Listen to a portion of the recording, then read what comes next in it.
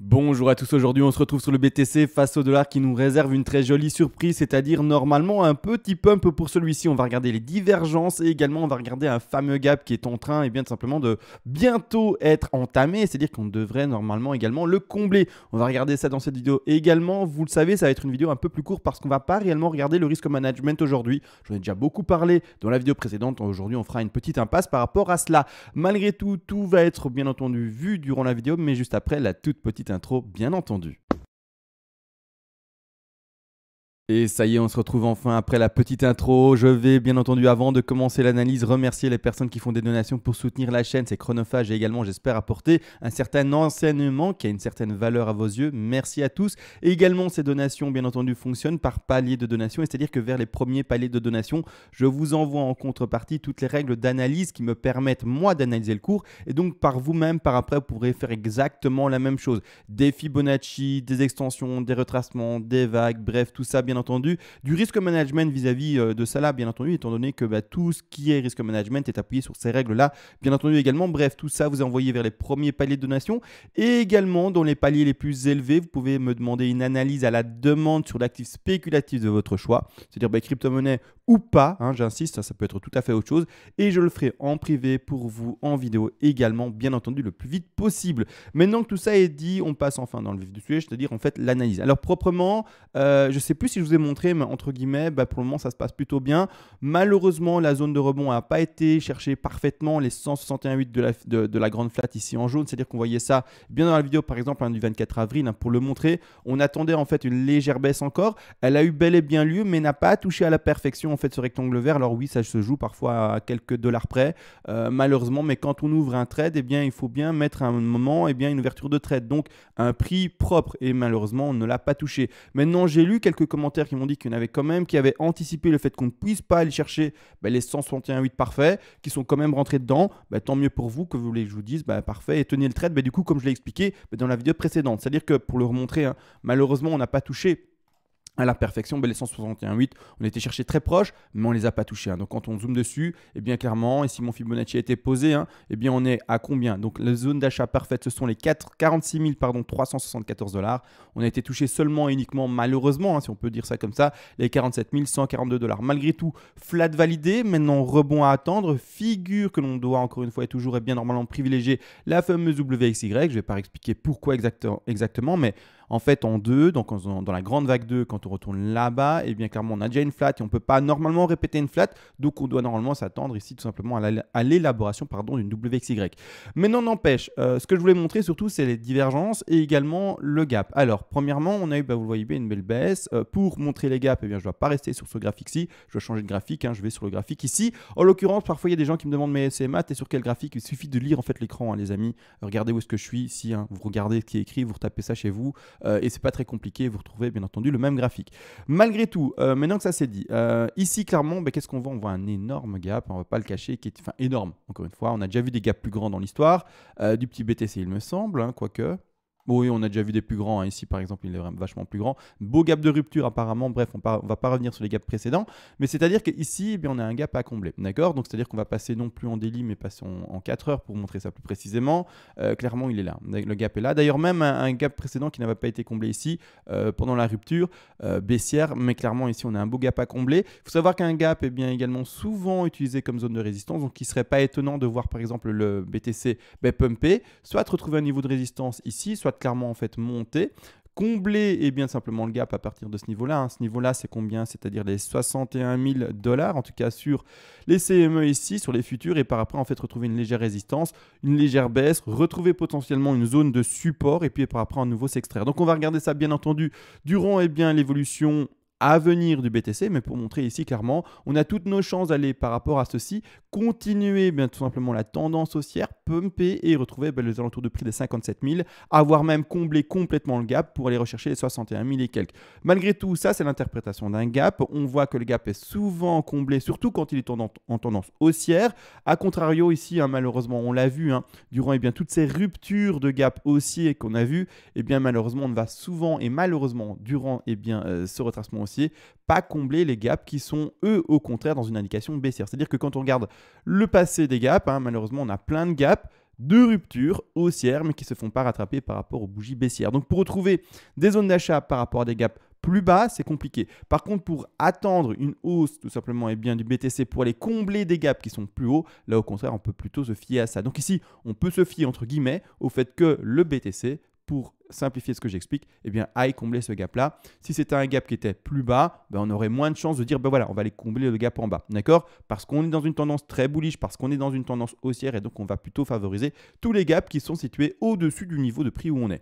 Mais non, n'empêche, ça, c'est vu par rapport au gap. C'est-à-dire qu'un petit indice qui nous indiquerait que le pump maintenant pourrait être plus puissant. C'est tout, hein. Il ne faut pas le voir plus important, hein. Cet indice-là, c'est juste dire, ben voilà, on a un gap au-dessus, on peut aller le chercher. D'accord? Un indice parmi d'autres pour faire du trading.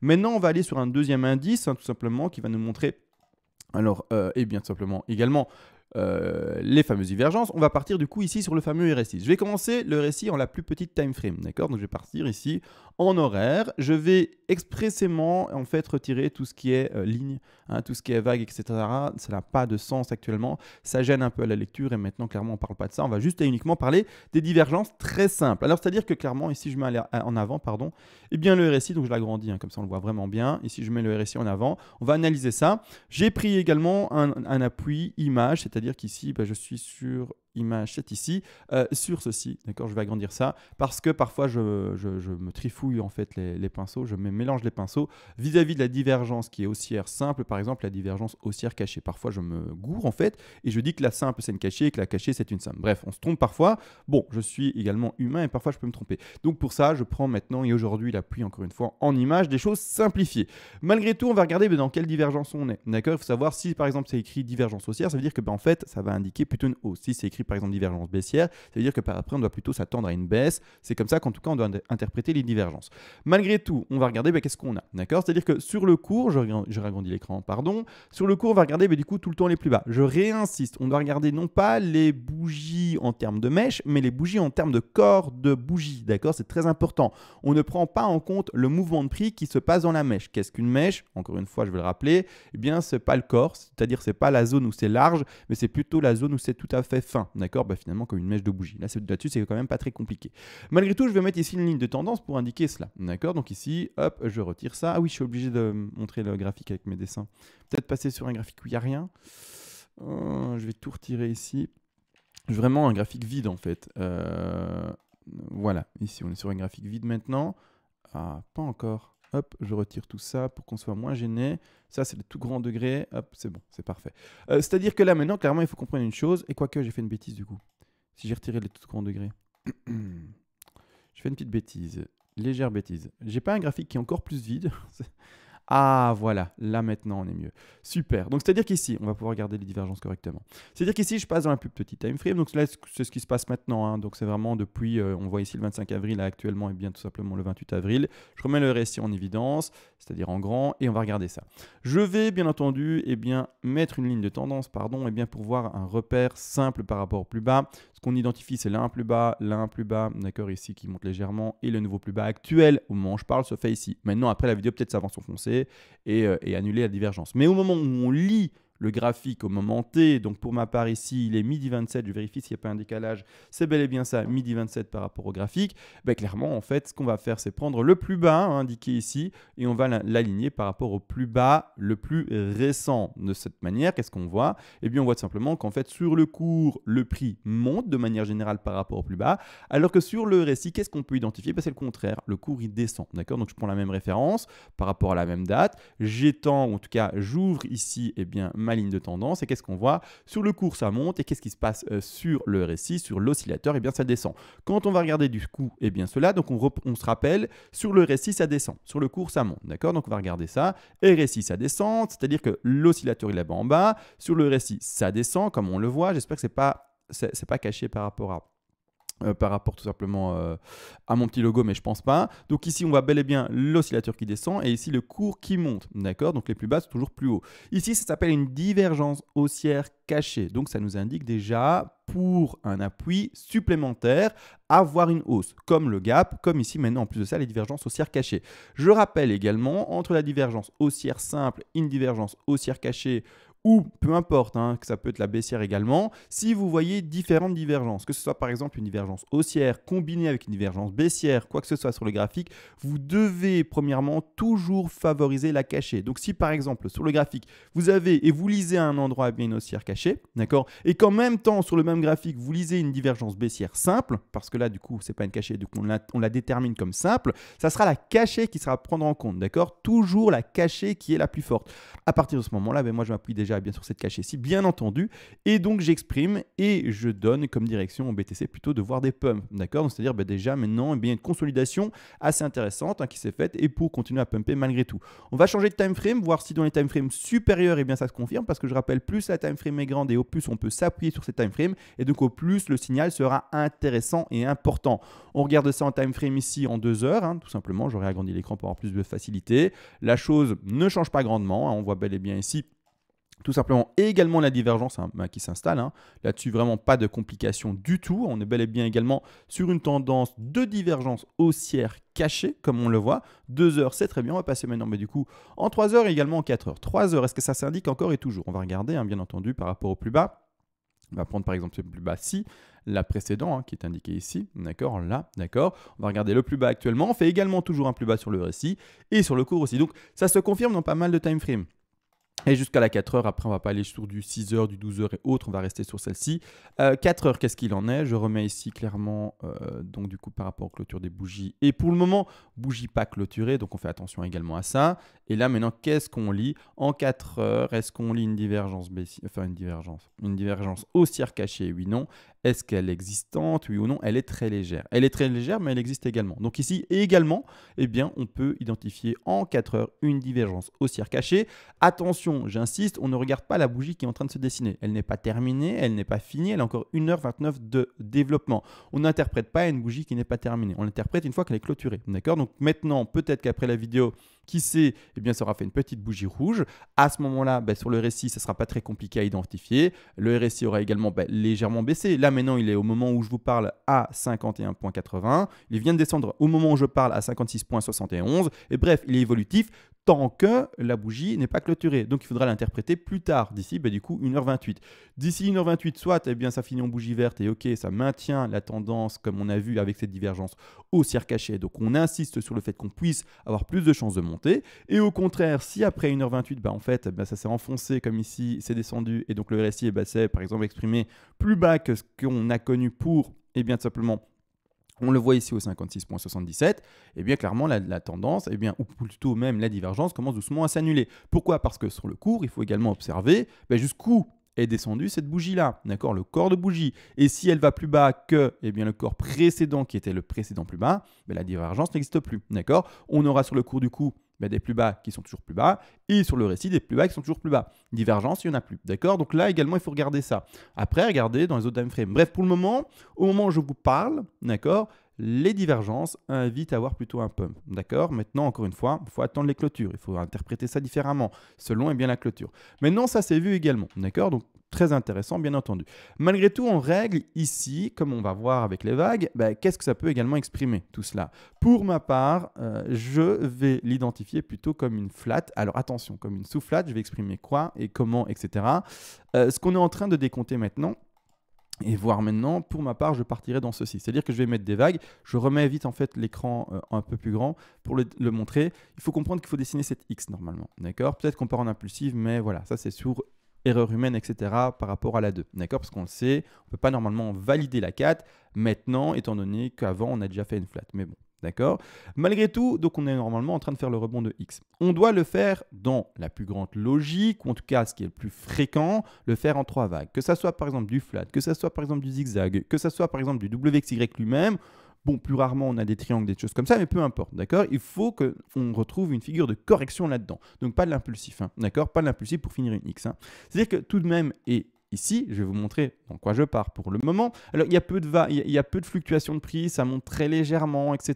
C'est pour ça qu'hier, je n'ai pas fait de vidéo. Ça montait dans la tendance, il n'y avait pas encore assez d'indices que que pour faire une vidéo en fait, donc il faut temporiser de temps en temps. C'est-à-dire que clairement pour ma part, pour le moment, je pars dans cette élaboration. Donc ici, je prends une ABC, je pars à la racine, je vais chercher un sommet de A, d'accord, et actuellement, je vais chercher un bas de B, puis après rebond de C, d'accord. Donc pour le moment, je pars là-dedans. Après, on va regarder comment ça se développe plus précisément dans les jours à venir, parce qu'il n'y a pas beaucoup de choses à voir ici, clairement. Le retracement est très faible, d'accord. Quand on regarde également, et bien simplement, tout ceci, on voit qu'on fait des plus bas dans toutes les time frames. Donc ça m'invite également clairement à terminer, par exemple je pars en 2 heures, clairement à terminer bien ce développement de A avec un léger plus haut qui me fait ma A, B et puis maintenant on va chercher une C, d'accord. Donc une sous C, c'est bel et bien ça que j'exprime parce que bien entendu tout le monde ne me suit pas à mon avis dans mon développement. C'est-à-dire qu'ici en fait, hop, je vois plutôt ceci, A, B et puis on va aller chercher une C par exemple. Alors je vais changer les couleurs parce que ici du coup tout se mélange et on en fait un amalgame total. Mais donc ici A, B, C. Et pour ma part, ici, m'attends à une A, B, C. C'est peut-être fini, c'est peut-être un peu plus long, il faut voir. Malgré tout, par rapport au Fibonacci d'extension, d'accord, on va regarder ça. Normalement, les objectifs d'achat, je les rappelle tous, ce sont les 61,8, 100, 123 et 161,8 selon la tendance. Également, il faut faire attention à ça. C'est-à-dire qu'on va favoriser oui ou non une 161,8 ou peut-être même quelque chose de plus faible comme les 61 et les 100% de Fibonacci selon la tendance. Si la tendance est très fortement haussière, c'est ce qu'on connaît sur le BTC depuis bientôt 1 an, on va favoriser tout ce qui est retracement assez faible. Donc pour donner l'exemple ici sur le graphique, désolé pour tout, et bien finalement toutes les vagues qui sont ici présentes et qui gênent peut-être un peu la visibilité et la lisibilité, mais clairement, bien, il faut comprendre une chose, c'est que là ce qu'on va favoriser dans tout ce qui est très faible, comme retracement, étant donné que nous avons une forte impulsion haussière, on va favoriser tout ce qui est zone d'achat entre les 61,8 et les 100. Donc pour celui qui aurait voulu par exemple et qui voit ma vidéo maintenant et qui se dit oui on est potentiellement effectivement dans une flat machin et je vois un pump, petit trade peut-être à ouvrir pour toi, c'est-à-dire qu'ici clairement petit rectangle en fait que je cherche que je trouve pas, voilà, il y a de plus en plus d'indices ici et de plus en plus d'outils, mais la zone d'achat à favoriser c'est clairement ici, d'accord. Je vais mettre en vert de cette façon-ci, le stop à ce moment-là à toi de voir où tu veux le placer, mais normalement on le placera en dessous, finalement j'avais dit que j'allais pas parler de trading et c'est ce que je fais, bon c'est pas grave, mais le stop on va le placer en dessous de la racine précédente, enfin pas de la racine mais du sommet de A, d'accord, c'est-à-dire clairement le stop on va le placer légèrement ici en dessous du gros niveau de support précédent, d'accord, en acceptant du coup les 123 et voire même les 168, c'est-à-dire que même on va accepter tout ce qui est par exemple flat en étendue ou des choses comme ça, avec extension, attention je reprécise sur B, parce que clairement on a dépassé les 123, c'est sûr, et vu l'extension qu'on a eue, ça m'étonnerait qu'on enfonce aussi fort, d'accord, donc vraiment ici on a fait une extension folle. On le voit, on a dépassé les 168 sur la B. Donc clairement, je favorise clairement quelque chose d'assez faible. Et déjà, un rebond normalement à prendre maintenant. Malgré tout, le stop, on le met ici, là-bas en dessous. À ce moment-là, si jamais tu fais ce trade-là, pour donner un exemple, tu n'es pas obligé de le prendre du tout. Si tu trouves que le plan ici et le dessin n'est pas concluant et que pour toi, ce n'est pas assez significatif pour ouvrir un trade, il n'y a pas de problème. Moi, je montre ici ce qui est possible. Maintenant, ça ne veut pas dire que moi, je vais prendre celui-là. Ça veut dire que je montre un trade possible. Et du coup, qu'est-ce qu'il faudrait si on veut le prendre ? Mettre en place pour sécuriser son trade au mieux. D'accord ? C'est-à-dire qu'à partir de ce moment-là, on va reprendre du coup notre Fibonacci extension. Et si on joue une ABC parce qu'on doit favoriser, normalement, on le sait, une ABC, étant donné qu'on part dans l'élaboration d'une grande WXY, à ce moment-là, on va mettre son Fibo sur la zone d'achat. Alors, la zone d'achat, je vais la mettre pour le moment sur le plus bas qu'on a réellement connu. Donc, je vais la mettre un peu plus haut. D'accord ? On va partir du principe qu'on a peut-être connu le bottom. Toi, par après, une fois que la vidéo est finie, si ça descend un peu plus bas, il faudra que tu mettes ton Fibo un peu plus bas, d'accord, pour redéfinir les TP. Là, pédagogiquement, je montre comment on le construit, d'accord. Donc ici, par après, tu regardes vraiment, zone d'achat peut-être faite ici à 54 300, stop posé et placé en dessous de la A. Comme ça, on prend en compte, comme dit, tous les Fibos de la flat. Et par après, les TP à placer sont les suivants, 61, 100, 123 et 161,8. Donc, c'est-à-dire que maintenant, je mets des petits rectangles de vente, c'est-à-dire des rectangles qui seront de couleur rouge, d'accord. Ici, clairement, on le voit, zone d'achat, premier palier de vente, second palier de vente à mettre à 100% de Fibonacci, troisième palier de vente à mettre à 123 et quatrième palier de vente à mettre à 161,8. Je rappelle, je parle beaucoup en termes de Fibonacci, de palier de vente au Fibonacci donné, 61,8, 100, 123 et 161,8. Je ne donne pratiquement jamais les prix. Alors je les donne pour donner un ordre d'idée des pumps à attendre pour voir cela. Donc pour donner un ordre d'idée, on est à 58 000 pour le premier TP, on est aux alentours des 61 000 pour le TP2, aux alentours des 63 000 pour le TP numéro 3 et aux alentours également des 65 783 pour le TP numéro 4, donc des 161,8% de Fibonacci. Mais c'est important de ne pas se focaliser sur les TP vis-à-vis du prix et du Fibonacci, tout simplement. Donc du prix non, mais du Fibonacci oui, tout simplement. Pourquoi ? Mais parce que si le prix va chercher un peu plus bas, là, et bien à ce moment il faudra déplacer son Fibo. Les zones de revente seront toujours les mêmes, 61 800, 123 et 161,8, mais les prix auront changé. D'accord? Vous voyez qu'en fait, on va le décaler. Ici, en termes de placement de TP, il n'y aura pas de problème par rapport au Fibo. Ça sera toujours les mêmes, mais le prix, lui, ne sera plus le même. Donc, si vous retenez le prix que je donne en vidéo, mais pas le Fibo et que vous ne savez pas comment on construit ça par rapport au Fibo, bah, du coup, en fait, en tout cas, votre construction de plan de trading par après sera faussée par rapport à ça. Et vous n'aurez plus du tout les mêmes prix par rapport à un plan bien construit selon en fait, les étapes qu'il faut tenir. Donc, faites attention à ça également, d'accord, selon les TP. Regardez de moins en moins le prix. Regardez surtout de plus en plus les Fibos. Regardez de plus en plus le risque management vis-à-vis du ratio, de l'exposition, d'accord? Et les prix, c'est bien joli, mais on s'en fout en fait que le BTC soit à 60 000, 50 000 ou peu importe, d'accord?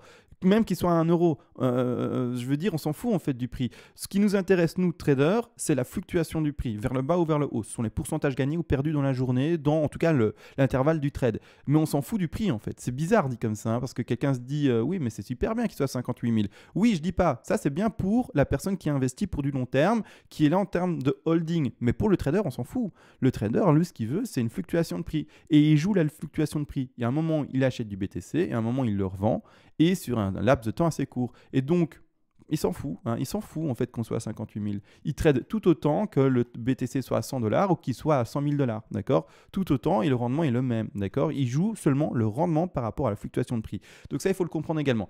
Malgré tout, voilà, ici maintenant, on développe peut-être ceci en ABC. Du coup, on est peut-être maintenant en train de bel et bien terminer cette fameuse WXY que l'on voit maintenant à l'écran. J'ai mis de retrait hein, parce qu'il y avait trop de choses à l'écran. Cette WXY pourrait se terminer vis-à-vis de cette ABC déjà. Beau pump d'ailleurs pour la X, d'accord? Également, je vais regarder. Par rapport au gap, en fait, le rebond, qu'est-ce qu'il irait chercher? Donc ici, je vais... Le plus bas, il est où? Le plus bas, il est bien là. D'accord. Hop, hop. En fait, ce qui m'intéresse, c'est le rebond également. Les objectifs d'X, hein, encore une fois, ils sont nombreux. D'accord. Ils peuvent aller chercher également les 90. Et je me demande à combien le gap, en fait. En tout cas, la clôture de gap. La clôture de gap est à 60 000. Pas oublier également que les prix fluctuent et sont différents selon les échanges. D'accord. Ici, par exemple, le top... sur les futurs a été fait aux alentours des 65 545 $ et le top sur par exemple Coinbase a été fait à 64 948 $. Donc on n'est pas dans les 65 000 du tout. Donc encore une fois, faire attention à ça, mais je vais essayer d'avoir une petite approche pour avoir un ordre d'idée. Ici sur les futurs, on est aux alentours des 60 200. Donc on va avoir ici clairement l'objectif vers les 60 200 également. Hein. 60 200, peut-être 61 000, là je suis à 60 200.